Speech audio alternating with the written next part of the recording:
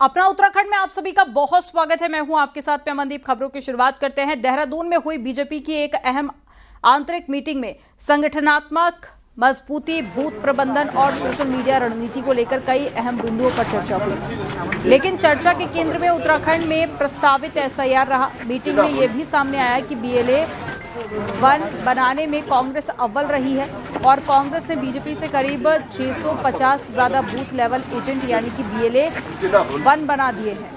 साथ ही नेताओं को सख्त निर्देश भी दिए गए हैं कि किसी भी तरह कांग्रेस से आगे निकलना होगा और BLA 2 की संख्या बढ़ानी होगी। पार्टी नेताओं से कहा गया है कि एसआईआर गतिविधियों को गंभीरता से लिया जाए। कांग्रेस के तेज होते ही सोशल मीडिया नेटवर्क पर भी चिंता जताई है और साथ ही विधायकों से कहा गया है कि वे केवल पार्टी के संसाधनों पर निर्भर न रहें बल्कि जरूरत पड़ने पर अपने स्तर से भी खर्च करें। बैठक में 47 में से 7 विधायक नहीं पहुंचे, जिसके लिए कहा गया कि क्या ये विधायक चुनाव नहीं लड़ना चाहते। बैठक की गोपनीयता का अंदाजा इसी से लगाया जा सकता है कि सभी नेताओं के फोन स्विच ऑफ कराए गए और विधायकों के PS को बाहर भेज दिया गया। और यही नहीं, जिन्होंने फोटो या फिर वीडियो लेने की कोशिश की उन्हें भी फटकार लगा दिया।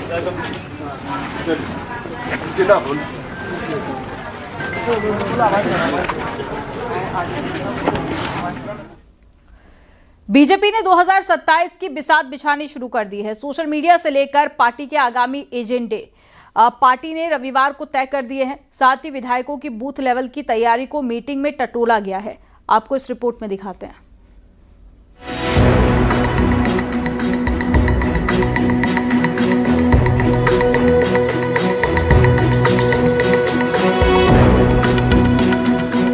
गैरसैंण में बजट सत्र खत्म होते ही बीजेपी ने विधानसभा चुनाव को लेकर अपनी संगठनात्मक बैठक की। मीटिंग राष्ट्रीय महामंत्री तरुण चुग ने ली, जिसमें मुख्यमंत्री पुष्कर सिंह धामी, प्रदेश प्रभारी दुष्यंत गौतम, प्रदेश अध्यक्ष महेंद्र भट्ट के साथ साथ सांसद नरेश बंसल, अजय भट्ट, मंत्री सतपाल महाराज, सुबोध उनियाल, गणेश जोशी, रेखा आर्या और पूर्व अध्यक्ष बंशीधर भगत, मदन कौशिक समेत पार्टी विधायक शामिल हुए। तकरीबन 7 घंटे तक चली मीटिंग में पार्टी की आगामी रणनीति, बूथ पर पार्टी की कार्यशैली से लेकर सांसदों को रिपोर्ट कार्ड और एसआईआर को लेकर भी चर्चा हुई। संगठन के जो प्रमुख पदाधिकारी हैं, सभी जनप्रतिनिधि हैं, सभी के अपने फीडबैक और अपने अपने क्षेत्रों में बूथ तक पार्टी का काम और मजबूती से जाए, हमारे पन्ना प्रमुखों तक ठीक प्रकार की रचना बने, भारतीय जनता पार्टी की तीसरी बार फिर से सरकार बनाने का संकल्प ले। सभी पदाधिकारी, सभी कार्यकर्ता, सभी हमारे जिला अध्यक्ष, जनप्रतिनिधि अपने अपने क्षेत्रों में जाएंगे और समाज के अंतिम छोर तक हमारा संगठन भी पहुंचे और सरकार भी पहुंचे, उसके लिए प्रयास करेंगे। मीटिंग में सीएम धामी ने गैरसैंण सत्र के दौरान विपक्ष की भूमिका और सरकार के जवाबों पर जहां बात की, राष्ट्रीय महामंत्री ने बूथ लेवल के रिपोर्ट कार्ड भी मंत्री विधायकों से लिए।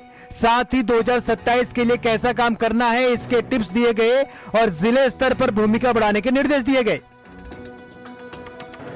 अभी भारतीय जनता पार्टी ने देश के अंदर मंडल प्रशिक्षण का काम शुरू किया है और आज यहाँ पर संगठनात्मक बैठक में अगले दिनों में मंडलों के अंदर प्रशिक्षण होगा, उस पर चर्चा हुई है और 15 अप्रैल तक ये प्रशिक्षण उत्तराखंड में कंप्लीट होगा, ये निर्णय यहाँ लिया गया। हमें मार्गदर्शन किया गया और निश्चित रूप से जो आगामी चुनौतियां हैं उसके संदर्भ में जो हमें और अच्छा क्या करना है उसके संदर्भ में हमारा मार्गदर्शन किया। तो निश्चित रूप से ये हमारे लिए पाथे का काम करेगी ये बैठक। यहाँ पर भारतीय जनता पार्टी लगातार प्रशिक्षण के माध्यम से कार्यकर्ताओं को मजबूती देने के साथ आगे के चुनाव के लिए जो है नई रणनीति के साथ आगे बढ़ रही है।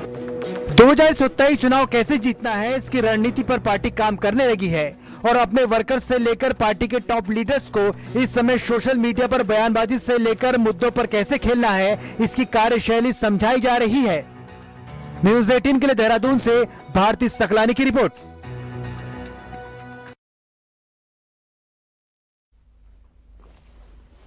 पिथौरागढ़ में एक दर्दनाक सड़क हादसे में 3 दोस्तों की मौत हो गई है। हादसा मदकोट के पास में हुआ है। बताया जा रहा है कि 4 दोस्त इनोवा गाड़ी से पिथौरागढ़ से मुनस्यारी घूमने के लिए निकले थे, लेकिन मदकोट के पास में कार गहरी खाई में जा गिरी। हादसे में 2 युवकों की मौके पर ही मौत हो गई है, जबकि तीसरे दोस्त की मौत रास्ते में हुई है, जबकि चौथा गंभीर रूप से घायल हो गया। घायल का इलाज फिलहाल जिला अस्पताल में चल रहा है।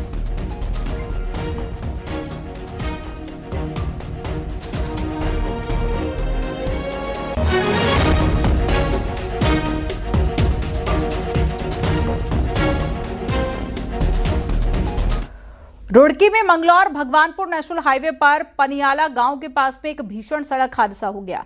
यहां पर तेज रफ्तार हरियाणा रोडवेज बस और गैस सिलेंडर से भरे एक ट्रक के बीच में जोरदार टक्कर हो गई। टक्कर इतनी तेज थी कि बस में सवार यात्रियों में अफरा तफरी और चीख पुकार मच गई। हादसे के बाद में मौके पर मौजूद राहगीर तुरंत मदद के लिए आगे आए और बस में फंसे यात्रियों को बाहर निकालने का प्रयास किया। इस दुर्घटना में करीब 5 लोग गंभीर रूप से घायल हो गए हैं, जिनमें कुछ महिलाएं भी शामिल हैं।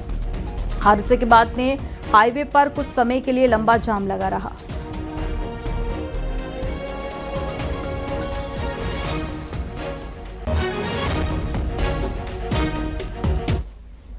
नैनीताल में मामूली बात पर बीच सड़क जमकर लात घुसे चले हैं और मल्लीताल बीडी पांडे जिला अस्पताल के पास में कबाड़ बीनने वालों में कहासुनी हो गई थी, जिसके बाद में 2 पक्षों के बीच पर जमकर लात घुसे चले।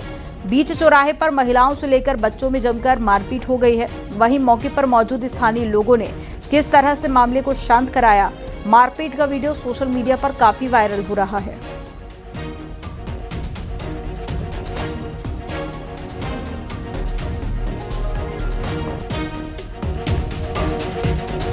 उधम सिंह नगर जिले में गुलदार की दस्तक से आम नागरिक दहशत के साए में जीने को मजबूर हैं। पिछले काफी समय से काशीपुर, जसपुर, बाजपुर, रुद्रपुर और पंतनगर आदि क्षेत्रों में तेंदुए की मौजूदगी समय समय पर सीसीटीवी कैमरों के माध्यम से दिखाई दे रही है। ताजा मामला बाजपुर के बन्ना खेड़ा के मड़ा फार्म का है, जहां पर गेट की दीवार पर बैठा गुलदार अचानक से दबे पांव नीचे उतर कर आ गया और वहां पर सो रहे कुत्ते पर अचानक से हमला कर दिया, लेकिन कुत्ता उसके चंगुल से बचकर भाग निकला। पूरी घटना सीसीटीवी कैमरे में रिकॉर्ड हो गई।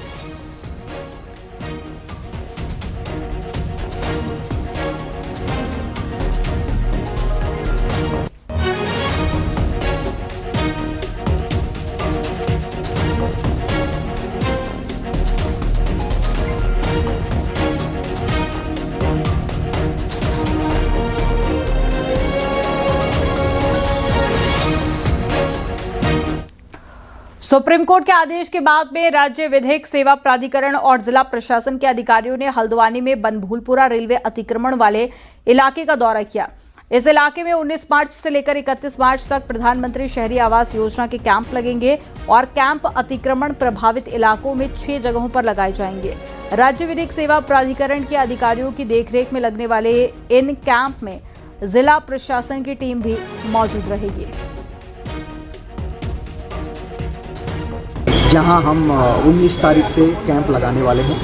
हमने 6 एरिया फ़िलहाल आइडेंटिफाई कर रखे हैं और हमारा ये प्रयास है कि हम उन 6 कैंप जो एरिया हैं वहाँ से ज़्यादा से ज़्यादा परिवारों तक पहुँच। देहरादून में अकेले रह रहे बुजुर्ग हमेशा से ठगों के निशाने पर रहे हैं। साल 2022 में एक बुजुर्ग महिला की प्रॉपर्टी कब्जाने के मामले में उत्तराखंड राज्य पुलिस शिकायत प्राधिकरण ने पुलिस के तत्कालीन एसएसपी को दोषी पाया है। तो इस तरह के मामलों में पुलिस की कार्यशैली पर भी सवाल उठ रहे हैं। आपको इस रिपोर्ट में दिखाते हैं।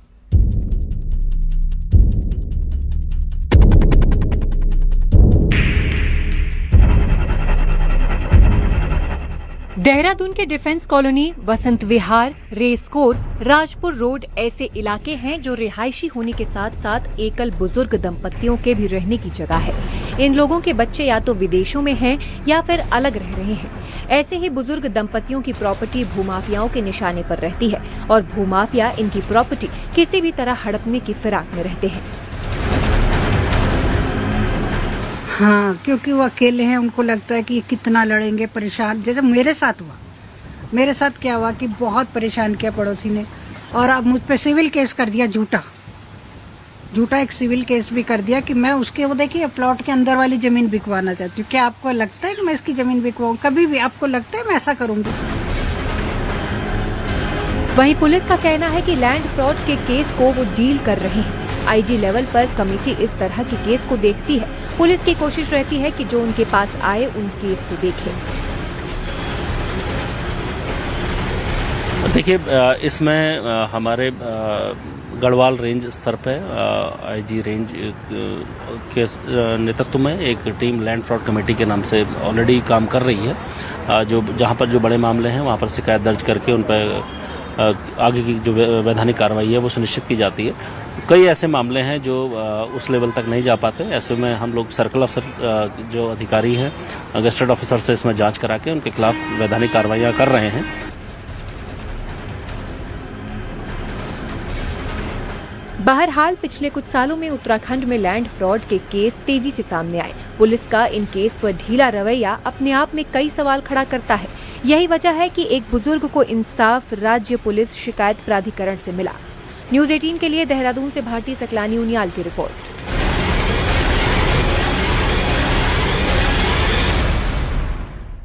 चमोली के ऊंचाई वाले इलाकों में अचानक से मौसम बदलने के साथ ही बद्रीनाथ धाम में जमकर बर्फबारी हुई। सुबह से ही बद्रीनाथ धाम में रुक रुक कर बर्फबारी हो रही है। साथ ही फूलों की घाटी और हेमकुंड साहिब पे बर्फबारी हुई है, तो वहीं पर निचले इलाकों में बारिश हुई है। बर्फबारी और बारिश से तापमान में भी गिरावट दर्ज की गई है। मौसम के बदले रुख के चलते सबसे बड़ी राहत किसानों को मिली है।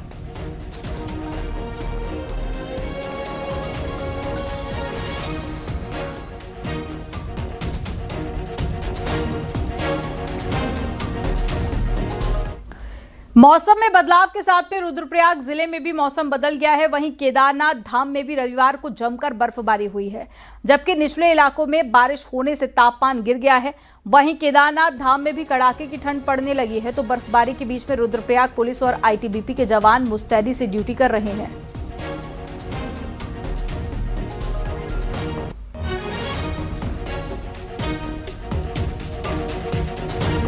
उत्तरकाशी में भी मौसम ने अचानक से करवट ली है, जिसके बाद में गंगोत्री धाम और हर्षिल क्षेत्र में लगातार बर्फबारी हो रही है। बर्फबारी के चलते पूरे इलाकों में कड़ाके की ठंड पड़ रही है और लोगों को फिर से गर्म कपड़ों का सहारा लेना पड़ रहा है। लगातार हो रही बर्फबारी से गंगोत्री धाम का नजारा बेहद मनमोहक हो गया है। मंदिर परिसर और आसपास बर्फ गिर रही है, जिससे कि पूरा क्षेत्र और भी ज्यादा खूबसूरत हो गया है।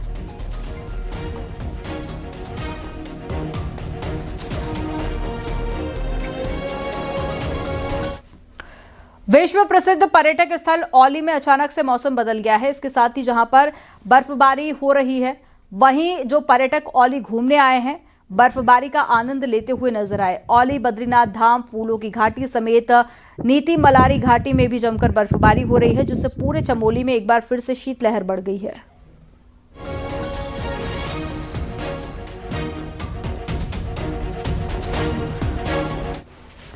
पिथौरागढ़ में भी मौसम का मिजाज एक बार फिर से बदला है। यहां पर ऊंचे इलाकों में बर्फबारी हुई है, निचले इलाकों को में भी बारिश देखी जा रही है। चीन और नेपाल बॉर्डर से सटी व्यास घाटी में इस सीजन में तीसरी बर्फबारी हुई है, जबकि दारमा घाटी 4 बार सफेद चादर में लिपट चुकी है। बारिश और बर्फबारी होने से पारा भी तेजी से गिरा है। आलम यह है कि लोगों के सर्दियों के कपड़े फिर से बाहर निकलने शुरू हो गए हैं।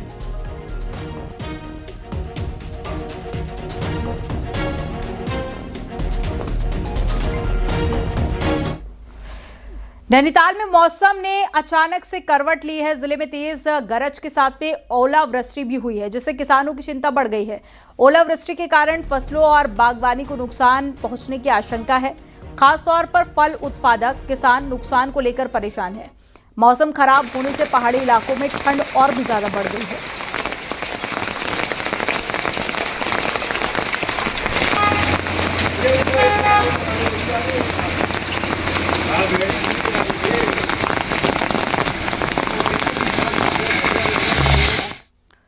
गर्मी शुरू होते ही जंगलों में आग लगने की घटनाएं देखने को मिल रही हैं, जिसको देखते हुए कालसी रेंज पूरी तरह से अलर्ट पर है। वन विभाग ने आग पर काबू पाने और निगरानी के लिए 29 क्रूज स्टेशन बनाए गए हैं। वहीं टिमली रेंज में 7 और चोहड़पुर रेंज में 6 फायर लाइनों और सड़कों के किनारे झाड़ियों की सफाई लगातार की जा रही है। साथ ही लोगों को भी जागरूक किया जा रहा है। वन विभाग का दावा है कि इस बार तैयारी पहले से ज्यादा मजबूत है।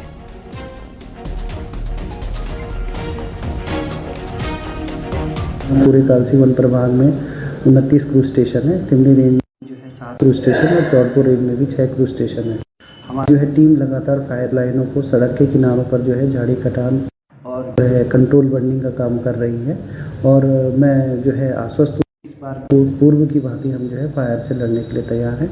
और सुबह शाम हमारी जो है जो आसपास के बगीचे हैं वहाँ पर भी लोगों को जागरूक किया जा रहा है कि टीम इंडिया के क्रिकेटर कुलदीप यादव अपनी बचपन की दोस्त वंशिका चड्ढा के साथ में शादी के बंधन में बंध गए। मसूरी की ये डेस्टिनेशन वेडिंग बेहद ही धूमधाम से हुई है। अपने रिश्तेदार और करीबियों के बीच में कुलदीप ने वंशिका के साथ में 7 फेरे लिए और कुलदीप के क्रिकेटर दोस्तों ने जमकर धमाल मचाया। आपको इस रिपोर्ट में दिखाते हैं।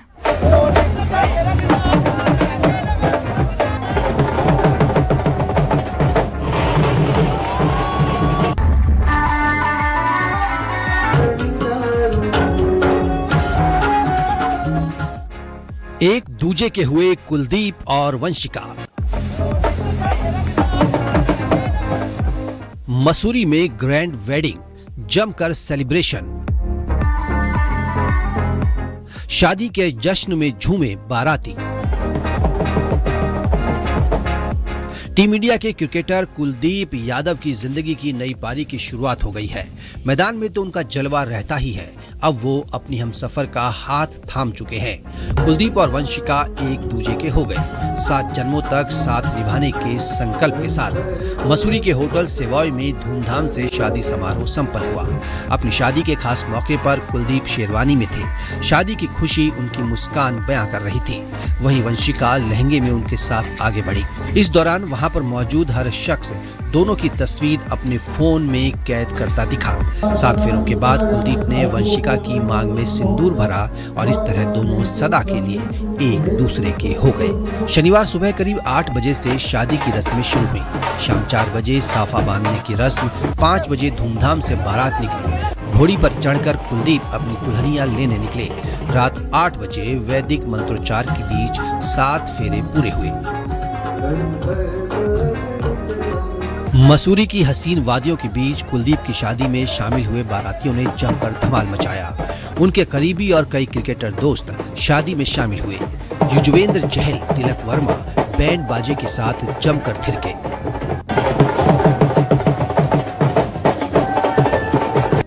रिंकू सिंह, मोहम्मद कैफ भी खुद को रोक नहीं सके। वो भी जमकर नाचे। कुलदीप की शादी में Suresh Raina, Bhuvneshwar Kumar, RP Singh, fielding coach T Dilip भी शामिल हुए, जिसने इस सेलिब्रेशन को यादगार बना दिया। शादी के कई वीडियो सामने आए हैं।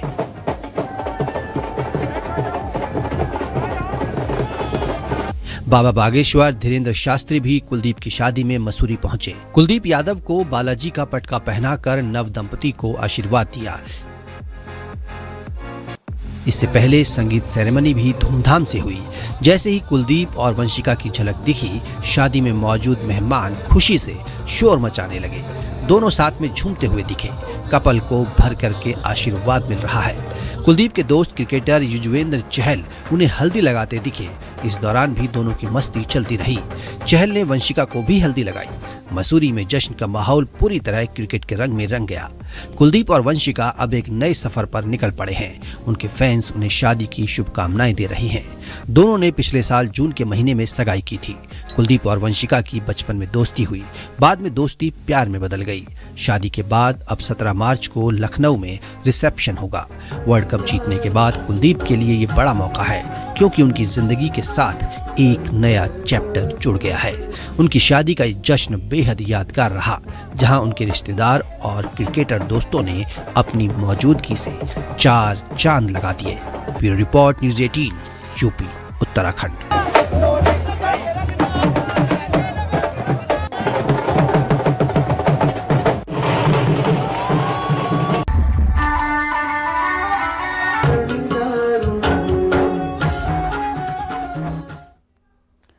वहीं कुलदीप यादव अपनी पत्नी के साथ में शादी के बाद लौट गए। आज जॉलीग्रांट एयरपोर्ट पहुंचे कुलदीप यादव ने उत्तराखंड की तारीफ की और कहा कि यहां आकर काफी अच्छा लगा।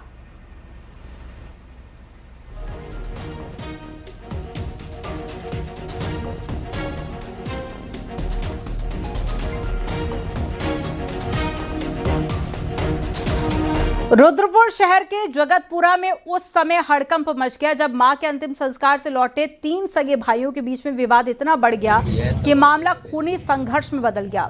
गुस्से में भाइयों ने घर में रखे तवे और बेलन को ही हथियार बना लिया, मारपीट की और एक भाई का सिर फूट गया, जबकि एक महिला भी घायल हो गई है। सूचना मिलते ही पुलिस मौके पर पहुंची और एक आरोपी को हिरासत में ले लिया।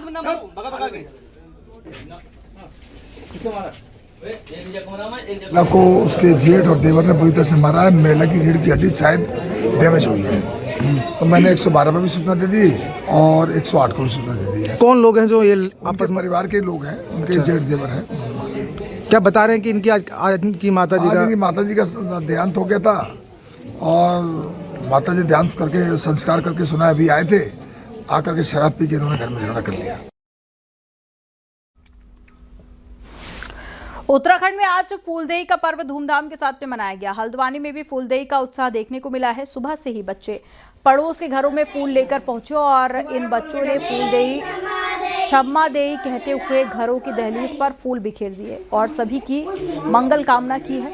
और फूलदेई उत्तराखंड का एक पारंपरिक त्योहार है जो बच्चे एक काफ़ी धूमधाम से मनाते हैं और बच्चे बड़ों के आगमन में होने वाले प्योरली के फूल लेकर तरह तरह के फूल अपने आसपास से तोड़कर लाते हैं और उन्हें अपने पड़ोसियों की दहलीज पर डालते हैं और बदले में बच्चों को गुड़, चावल और पैसे के रूप में दक्षिणा दी जाती है। पहले वो डाल लेना बेटा।